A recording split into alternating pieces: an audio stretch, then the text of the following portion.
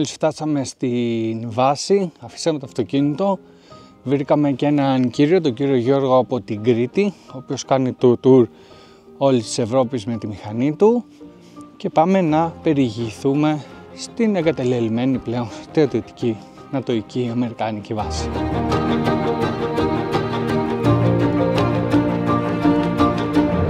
Η εγκαταλελειμμένη αμερικανική βάση τηλεπικοινωνιών του ΝΑΤΟ, χτισμένη τη δεκαετία του 60, υπήρξε κάποτε ένας από τους πιο σημαντικούς σταθμούς επικοινωνίας στη Μεσόγειο.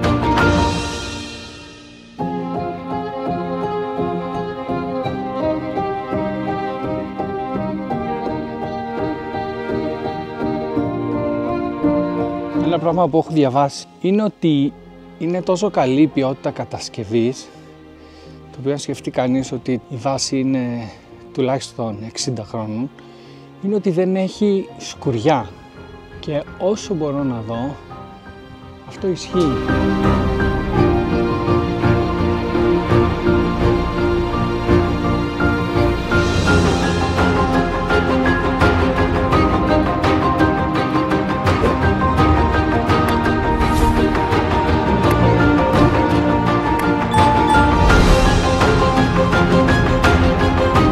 Περπατώντας μέσα στη βάση, νιώθεις σαν να μπαίνεις σε ένα σκηνικό βγαλμένο από ταινία ψυχροπολεμικής κατασκοπίας. Ο άνεμος, ο ήχος του μετάλλου και η άγρια φύση γύρω δημιουργούν μια μοναδική ατμόσφαιρα που δεν συναντάς εύκολα αλλού.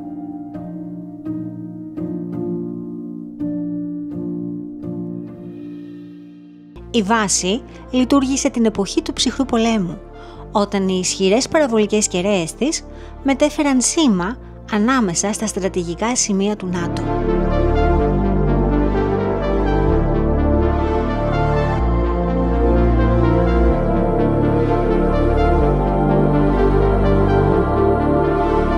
Υποθέτω ότι αυτά που είναι σαν τούνελ ήταν για να προστατεύσουν τα καλώδια, τα οποία ήταν συνδεδεμένα, φαντάζομαι, με τις κεραίες, και πήγαιναν εδώ στο κτίριο που θα ήταν το κέντρο ελέγχου. Γιατί όπως βλέπουμε, κάθε κεραία έχει ένα τέτοιο σαν τούνελ που ξεκινάει κάτω από την κεραία και φτάνει στο κτίριο.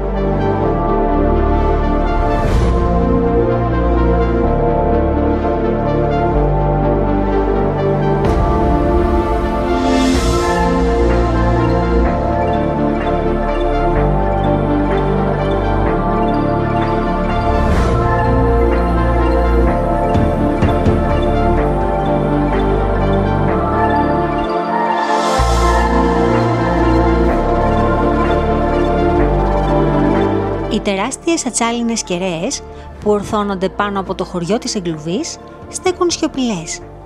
Τα κτίρια έχουν εγκαταλειφθεί, αλλά ο χώρος παραμένει εντυπωσιακά διατηρημένος, σχεδόν ανέγκυχτος, χάρη στην ποιότητα των κατασκευών.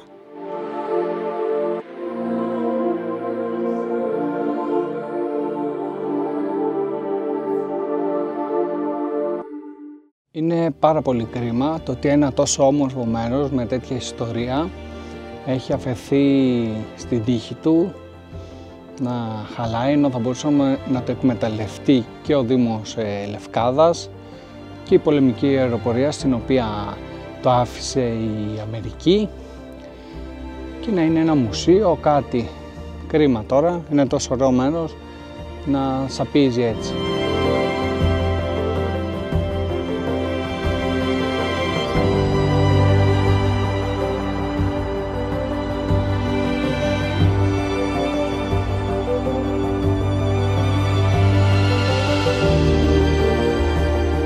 Η παλιά αμερικανική βάση της Λευκάδας δεν είναι απλώς ένα εγκαταλελειμμένο στρατιωτικό σημείο. Είναι ένα σιωπηλό μνημείο μιας εποχής γεμάτης ένταση, τεχνολογική πρόοδο και γεωπολιτικά παιχνίδια. Ένας χώρος που σε καλεί να ανακαλύψεις την ιστορία του και να δεις τη Λευκάδα από μια διαφορετική, απρόσμενη οπτική.